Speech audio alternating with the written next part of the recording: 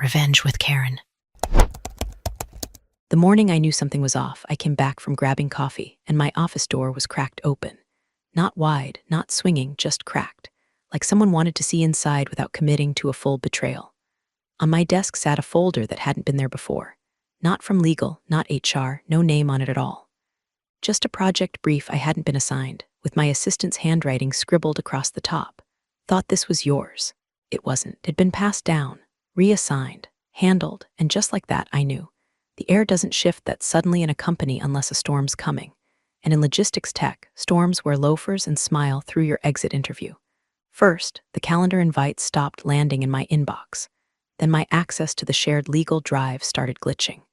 The accidental removals, they called it. Cute. My team began getting invited to strategy huddles I wasn't looped into. When I walked past the glass conference room wall, there sat the new VP of operations, slick hair, newer suit, smug grin, talking to my staff like he'd known them since kindergarten. I've been through 5 CEOs, 6 acquisitions, and more reorganizations than a Walgreens candy aisle. I don't rattle easy, but I do document. So I went home that night, poured 2 fingers of bourbon, and dug into the manila folder I kept in the back of my filing cabinet. Not the company one, my personal copy. The contract I signed 10 years ago when they begged me to leave a cushy federal compliance job to clean up their dumpster fire of a regulatory process. I flipped to the page I knew by heart, paragraph 7.4b. I highlighted it again, just for good luck. And before we go any further, do me one small favor.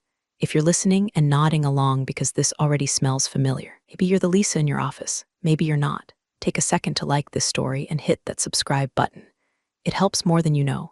Keeps the team caffeinated and the petty tales flowing. Anyway, the next morning I noticed my name had vanished from the legal sign-off trail on one of our vendor contracts. No notification, just gone. A new junior analyst had inherited the task. I trained this kid 3 months ago. Bright-eyed, full of buzzwords, still believing team building retreats fix structural incompetence. Poor thing didn't even know the clause she skipped would have left us liable for $2.7 fine if the vendor went belly up. I flagged it. I waited. Silence. The thing about corporate betrayal is it rarely arrives in full costume. There's no villain monologue. It's breadcrumb sabotage. Death by inbox exclusion. Smiles that don't reach the eyes. And the new VP started popping by my office less to consult and more to casually remark that we're bringing in some fresh eyes to reevaluate legacy systems, which is Silicon Valley's way of saying make way, dinosaur.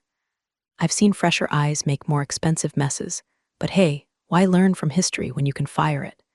The only direct thing he ever said was during a drive-by at the coffee station. It's a new era, Lisa. Time to modernize the approach.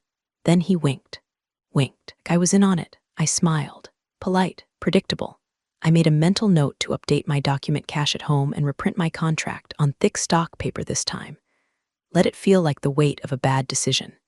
By Friday, I was walking through an office that felt like a house right after a couple announces their divorce.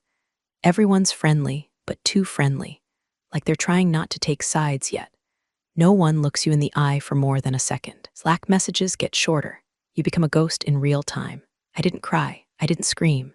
I simply added one more post-it to my legal binder. Start prep now. You know the signs. Because when the hatchet finally drops, and it always does, you don't want to be the one bleeding on the floor. You want to be the one holding the clause that makes them pay for it. The file name was still mine. 3/4 of weekly reviews, compliance drafts, vendor vetting, contract milestones. My fingerprints were all over it. So when I opened the shared drive and saw the access permissions had changed, my stomach didn't drop. It calcified. Lead analyst, Brittany P. Brittany, who once asked me if indemnity was a department. I didn't make a scene, didn't storm into anyone's office like a jilted sitcom character. I just stared at that name like it had been carved into my cubicle wall with a butter knife. I closed the tab, opened it, same result. She wasn't just copied on it, she was listed as project lead. My name wasn't even in the CC line of the update email she sent out to stakeholders. Hell, she had the gall to use my slide deck template. Didn't even change the footer. I scheduled a meeting with my manager, Carmen, who used to lead by respect, and now led by corporate memo. Sat in the glass box conference room with an orchid dying in the corner and a fake quote from someone named Anonymous framed on the wall like it meant something. Hey, I noticed the vendor reconciliation pipeline was reassigned. I asked, tone light, like I was asking about free bagels in the break room. Carmen didn't even blink. New leadership wants a fresh perspective. She said it like she was reading from a cereal box. No apology. No explanation. Just that one line, like it answered everything. A fresh perspective? The only thing fresh about Brittany was her manicure, which she flaunted daily while tapping away at her keyboard like the password to wisdom lay beneath the Q key. I gave a tight smile. Sure, just thought since I've been handling the vendor's state-level certification issues, it might be helpful to loop me in. I'm sure Brittany will figure it out, Carmen said, sipping her organic tea with the calm of someone who knew HR was watching her metrics, not her morals. That afternoon, I opened the new project brief. First mistake, no legal sign-off. Second mistake, wrong statutory citation in the updated clause. Third mistake, a date mismatch in the milestone schedule that would, if pushed through, trigger a delay penalty from the vendor's contract. It was like watching someone try to wire a circuit board with spaghetti noodles. I flagged the errors using our internal review system. Tagged legal, tagged ops, tagged Brittany. No one responded. No, one responded. The silence was louder than any boardroom blowout. It was strategy, not accident. They weren't just trying to erase me, they were trying to overwrite me. But here's the thing about being overwritten, you still exist in the layers beneath. I didn't chase after Carmen. I didn't try to mentor Brittany. I watched, documented, every timestamp, every incorrect edit, every email marked urgent with no follow-up. Meanwhile, the junior analysts started giving me those awkward glances. You know the ones, like watching someone who's been bitten by a snake but hasn't realized it yet. One of them, Diego, good kid, decent instincts, hovered at my doorway midweek and said, "Hey, I know you built the initial compliance framework for Project Talon. Just wondering if you still had the sourcing matrix." I handed it to him without a word. He looked guilty, like he'd stolen something, but it wasn't his fault. He didn't know they were sacrificing good work for cheap optics. What they didn't understand was that I had stopped caring about credit months ago. What I wanted now was proof. Quiet, clean, chronological proof. So I saved every version. Took screenshots. Downloaded backups. Set up auto-forwarding for any Slack threads mentioning my name. Just in case. I've seen companies slip before, seen leadership trip on their own ego, and fall headfirst into a compliance nightmare. You can warn them. You can shout from the rooftops. Or you can wait for them to set the fire themselves and show up later with a fire marshal and your annotated contract. I didn't protest. I waited. They called it a quick sync, corporate euphemism so surgically vague it should come with a scalpel. The invite hit my inbox at 9:12 a.m. on a Friday. No subject line. Just touch base. No agenda, no context. Just me, HR, and the new VP, triple booking my own execution. I wore navy, power color. Hair pulled tight. No makeup. The kind of look that makes men nervous because it doesn't apologize. The HR rep, Jessica, maybe 27, baby-faced, always smiling like she just finished a guided meditation, met me in the hallway like I was late to a birthday surprise. "Thanks for hopping on short notice," she chirped, leading me toward conference room C like we were headed to pick out muffins.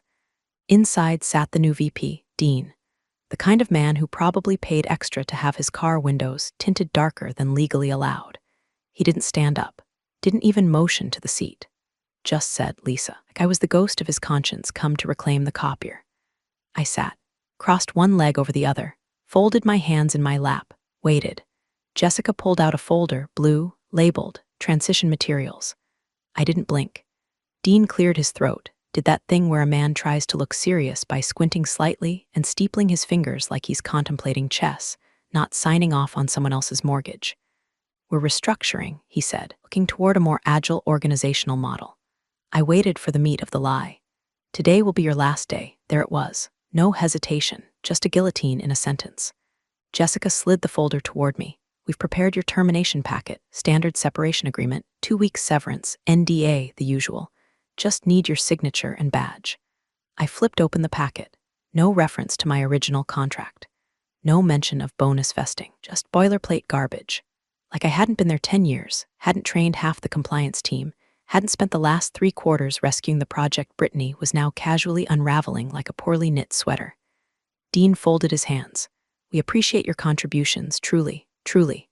God, they always throw that in like seasoning on a microwaved meal." I closed the folder. Let the silence bloom like mold on carpet. Then I smiled. It wasn't warm, it wasn't angry. It was the kind of smile you give when you've already read the final chapter, and everyone else is still on page 1. I'll have legal take a look, I said. Jessica blinked. Oh, it's just standard, I said. I'll have legal take a look. Dean's jaw twitched. I stood, placed the folder neatly back on the table like it was a dessert menu I wasn't interested in, and reached into my bag. Pulled out my badge, set it down. Next to it, keycard envelope with the words Property of Facilities scratched in Sharpie. No dramatics, just clarity. Thanks for the quick sync, I said. Jessica's eyes were wide. Dean's lips pressed thin. No one moved. I walked out, calm, steady, controlled. My hands were shaking, but only a little. The fire was there, burning under the ribs, but I knew better than to let it show. Not yet. By the time I got to the parking lot, my phone buzzed. No message, just a calendar notification. Bonus vesting date 1 week. 1 week. I drove home with the windows down, letting the wind slice through the quiet rage building in my throat. When I got to the house, I went straight to the locked file cabinet in my hallway closet. Opened it, pulled out the contract. My contract. Flipped to the section I already knew by heart. Clause 7.4b. Termination without cause within 14 days of quarterly bonus vesting shall entitle employee to 20% of net quarterly profit as liquidated damages. Their boilerplate folder didn't have that, but my binder did, and next to it, I slid a sticky note onto the page. Let the games begin. Sunday night smelled like Chardonnay and printer toner. My kitchen table looked like a low-budget courtroom. Folders, binders, and 3 pens, all different colors, because I'd learned over the years that people fear color-coded precision more than profanity. Outside, the neighborhood was quiet. Inside, I was sharpening a blade disguised as a sentence. I had spent the weekend reading my contract like it was scripture. Clause 7.4b wasn't new to me. I'd written part of its draft during my first year when legal still had a soul, and HR wasn't run by software. It was a protection clause. One of those obscure legal relics from when the company was still small and desperate to lure inexperienced compliance talent. They gave me autonomy, authority, and most importantly, an airtight safety net in case of executive misconduct or unwarranted restructuring. It was buried deep, nestled between harmless jargon about vesting schedules and payout calculations. Nobody ever looked there because nobody ever had to. Until now. I took a sip of wine, highlighted the clause again for no reason other than ritual. Termination without cause within 14 days of bonus vesting shall entitle the employee to 20% of quarterly net profit as liquidated damages. That wasn't a typo. That wasn't ambiguous. That was a bomb. A $1.6 million bomb if my math was right. They fired me without cause. They documented it. They timestamped it. Walked me out with a script that might as well have been handwritten on company letterhead with a kick-me stamp at the bottom. And because I'd kept my original contract through every HR shuffle, every CEO ego parade, every modernization initiative, I still had the one document that mattered, the unamended, unedited version. The one before legal tried to standardize employee terms. I laughed once, quietly, at the absurdity of it all. They thought they could erase me, forgot I was the one who wrote the fine print they were now choking on. I opened my laptop, drafted an email to Corporate Legal at FortisLogicScom CC, CFO at FortisLogicScom Subject. Clause 7.4b, Liquidated Damages Body. Per Clause 7.4b of my original employment agreement, please confirm the disbursement schedule for the required liquidated damages. My termination qualifies under without cause within the 14-day vesting period. Documentation attached. Thank you, no emotion, no threats, just surgical language. I attached a scanned copy of the contract, each page timestamped, initialed, and highlighted, every line neat and legible, like a crime scene photo labeled for the jury. I didn't include HR. They were middle management mannequins, useless between legal fallout and moral compromise. No, I wanted the CFO looped in because panic tastes best when it comes from the top. Before hitting send, I read it again. My finger hovered over the trackpad. My pulse was steady. I thought about Dean, the VP with his smirk and his agile restructuring. About Jessica from HR, reading scripts she didn't understand. About Carmen, who chose silence over integrity. And I thought about Brittany, still in her swivel chair, rewriting policies she couldn't spell. I hit send, a faint whoosh. One line, one clause, one quiet nuke. I shut the laptop, refilled my glass, and looked out the kitchen window into the dark. Somewhere in a corporate inbox, alarms were beginning to ring.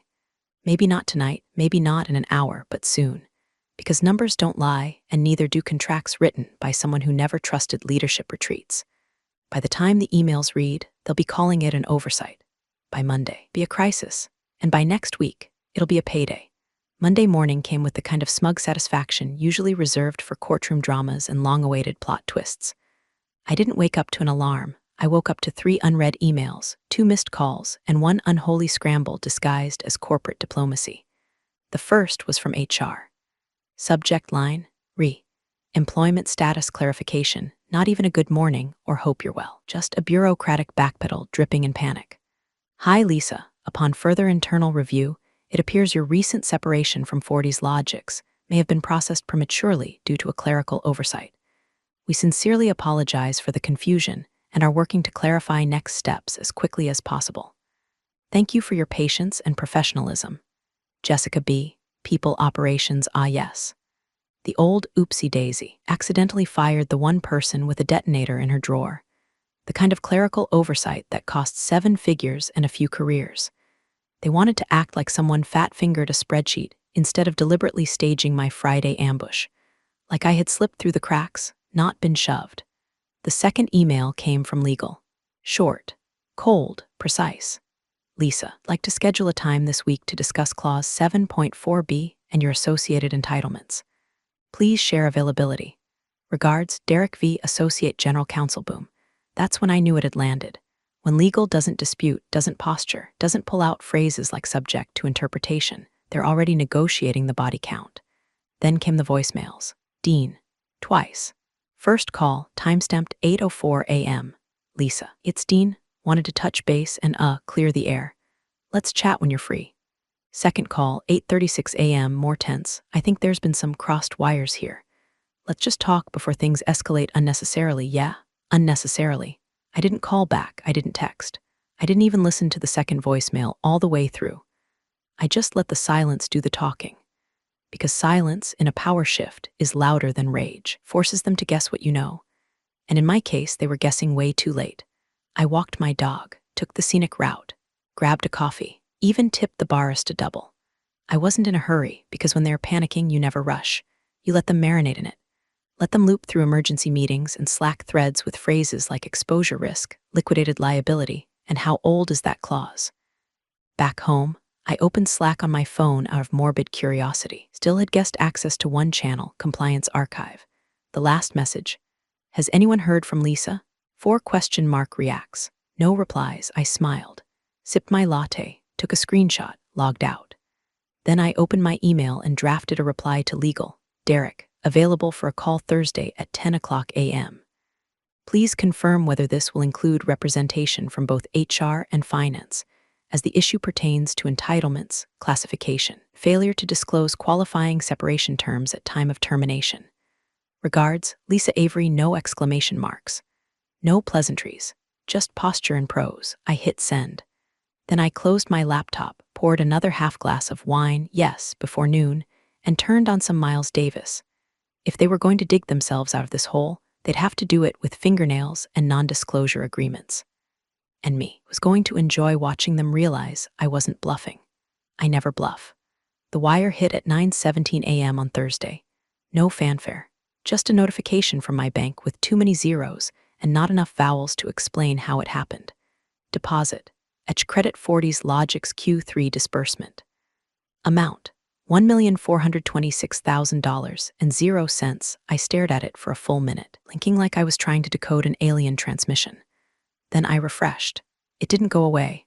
The balance shimmered like it couldn't believe itself. And just like that, it was done. They paid. They didn't fight.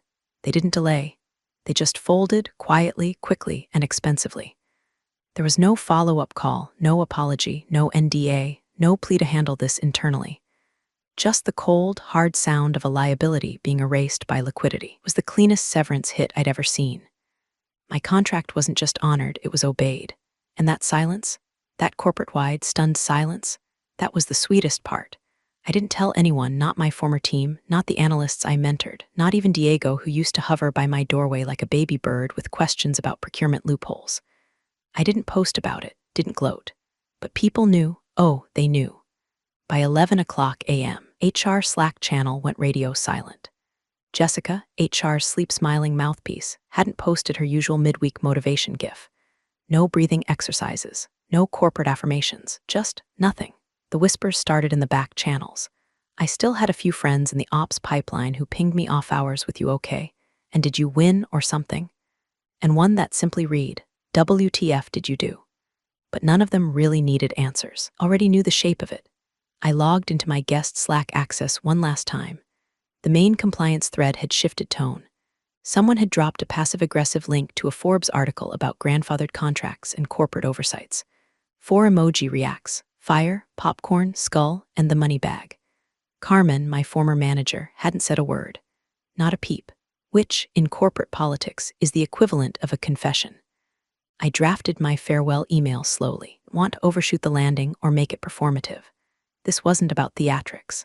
This was about precision. A scalpel, not a grenade. Subject, transitioning forward body. Hi everyone, as many of you know, I've officially transitioned out of 40s Logics this week.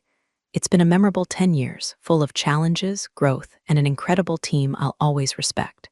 Wishing each of you the best as you continue to do important work. Stay sharp. Stay ethical. Warmly, Lisa. No links. No social plugs. Just a quiet exhale and a signature. I hit send. Within 3 minutes, I saw the read receipt stack up. 57 opens. A few emojis from the younger staff. One direct reply from Diego: "You taught me more than my degree did. Hope you're somewhere peaceful." I closed the laptop, stood up, walked to the kitchen, and poured myself a single clean shot of bourbon. No ice. No mixer. Just oak and satisfaction. Yet it wasn't revenge. Not yet. This wasn't the climax. This was just the crack in the dam. Because here's the thing about companies that try to erase you: they rarely only screw up once. They leave trails. Incompetence echoes. And somewhere, deep in the bowels of 40s Logics, the fire I'd lit with that one-sentence email was still spreading. Slowly, invisibly, inescapably. But for now, just watched my bank balance blink in the morning sun and listened to Miles Davis melt into silence. 3 weeks after the wire hit, I was halfway through a blueberry scone on my porch when I got the first text. Unknown number. "Hey, did you mean to set off this grenade?" It was Diego. I smiled. Took a sip of my coffee. Let him sweat a little before replying. "Not a grenade," I typed back. "More like a spark." Paper was already dry. Apparently, someone in legal had started pulling files the Monday after my check cleared. Quietly, surgically. Not just mine, everyone's. Anyone hired before the 2019 restructuring got flagged. That's when they streamlined contracts to match the new pay grade tiers and tried to retroactively eliminate what they called legacy anomalies. Translation: they shortened vesting windows, capped bonuses, and rewrote termination clauses with enough legal gray to repaint a prison wall. Only they forgot one thing: me. Because my clause 7.4b, wasn't just a contractual time bomb. It was public. Every HR rep who processed my promotions. Every junior who asked me to walk them through vendor indemnity clauses. Every cross-functional team member who heard me say, "Always keep a paper trail." They all saw it. Some remembered. Some probably copied it. And now the audit floodgates were open. I heard through a former payroll specialist that legal had issued an internal memo marked high priority and do not forward. Which, of course, someone immediately forwarded. It said, in plain English, review all legacy agreements for compliance with current termination, vesting, and profit-sharing protocols. Identify inconsistencies.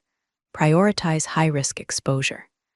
Diego sent me a screenshot of an all-hands compliance meeting agenda. Line 6 read, Q3 termination fallout review confidential. He followed it up with, CFO looked like he hadn't slept.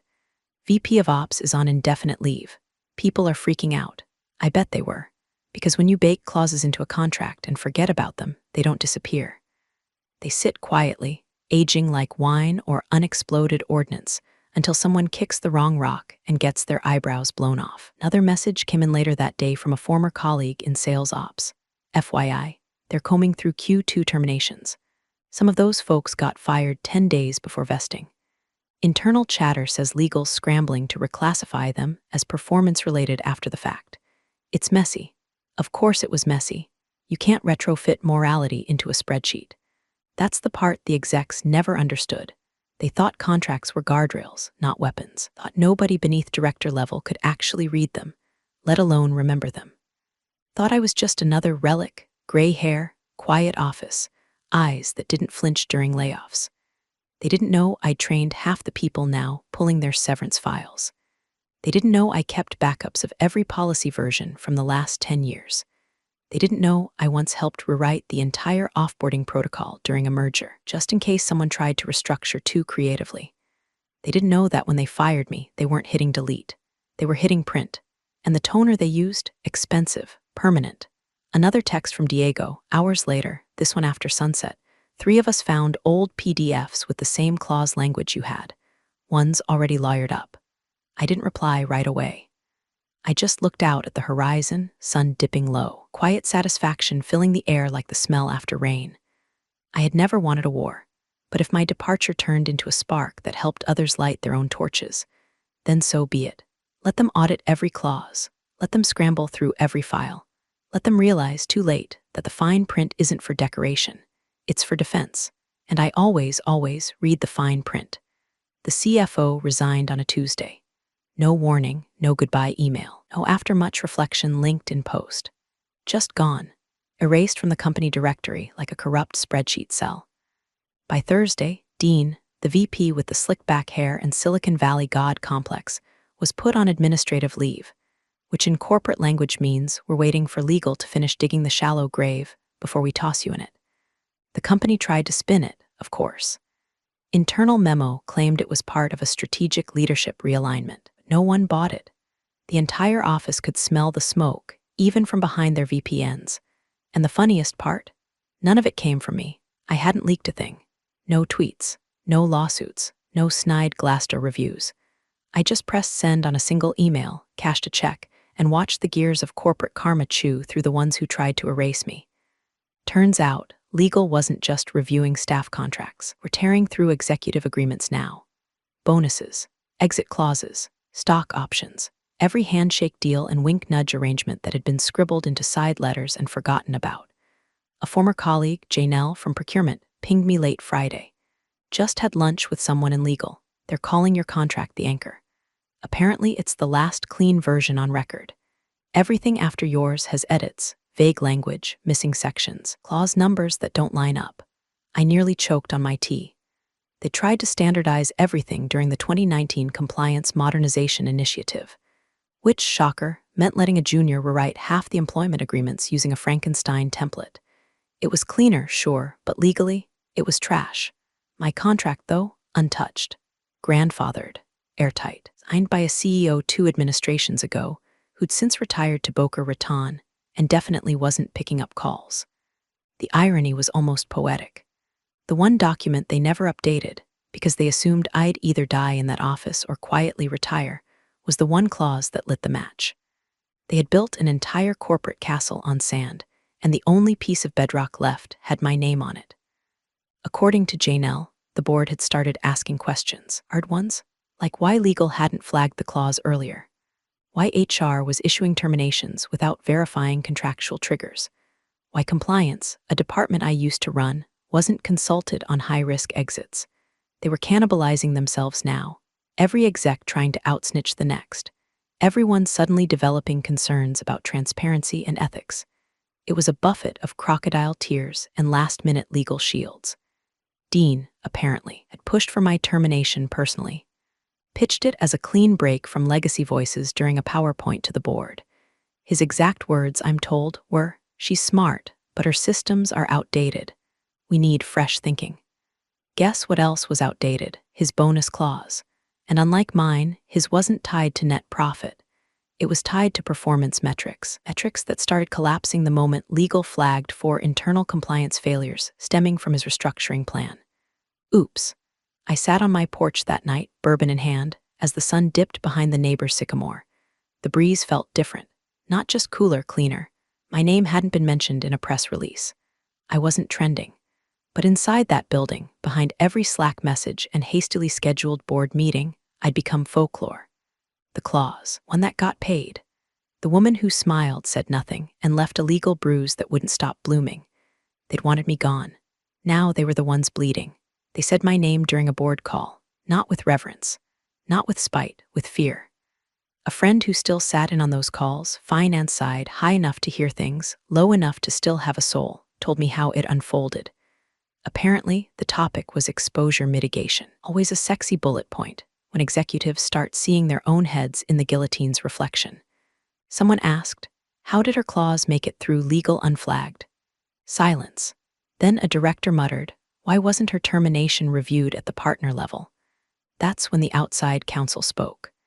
A man they paid by the hour in 4 digits cleared his throat, and without drama or legalese, dropped the line that would follow 40's logics for years. It was an expensive oversight with lasting implications. No one argued, no one dared. That same afternoon, a FedEx envelope showed up on my doorstep. No signature required, no tracking drama, just a plain white envelope with my name typed clean and centered. Inside, a single-page letter on company letterhead. Cold but courteous. Acknowledge that your employment separation may not have followed proper internal procedures and regret any confusion caused. We value your many years of service to 40's logics and wish you success in your future endeavors. Folded behind it, a non-disparagement agreement. $20,000 payout offer. Just to keep my mouth shut, I laughed, not a polite chuckle. A real, full-throated laugh that scared my dog off the couch. 20 grand, after they'd wired me over $1.4 million and cratered half their executive team on the back of a clause they didn't even read. They wanted silence like it was a product they could still afford. I walked the letter straight to my shredder and fed it through without blinking. No reply, no acknowledgement, no signature. You don't owe peace to the people who lit the match and begged for water after their own house burned down. I poured myself a cocktail, gin, splash of lime heavy on the ice, took it out onto the balcony. The sun was just starting to dip, that golden hour where everything looks forgiving. My feet were up, my breath was steady. I hadn't checked Slack in weeks. My name was off every payroll system they controlled. But in that moment, I knew something they didn't. They thought they wrote me out. What they really did was write me into their company lore, not as a cautionary tale, as a correction. I opened my bank app. Number still sat there, untouched, undeniable. 7 digits of compliance-shaped vengeance. Not a bonus, not a handout, a consequence. My phone buzzed, a text. Unknown number again, but I knew who it was. Diego, they are rebuilding the onboarding system from scratch, and legal is rewriting every vesting schedule. Someone called you a legacy loophole. Thank you. I stared at it for a second and typed back, clause 7.4 B.1, always read the fine print. Send, no emoji, no follow-up. I leaned back in my chair. The sun was warm on my face, and for the first time in a long time, I didn't feel like I owed anybody anything. Not a signature, not an apology, not even a goodbye. Big thanks, you legends of the old office days. Subscribe to keep the switch-flicking chaos alive. Your ex-boss is shaking in their loafers.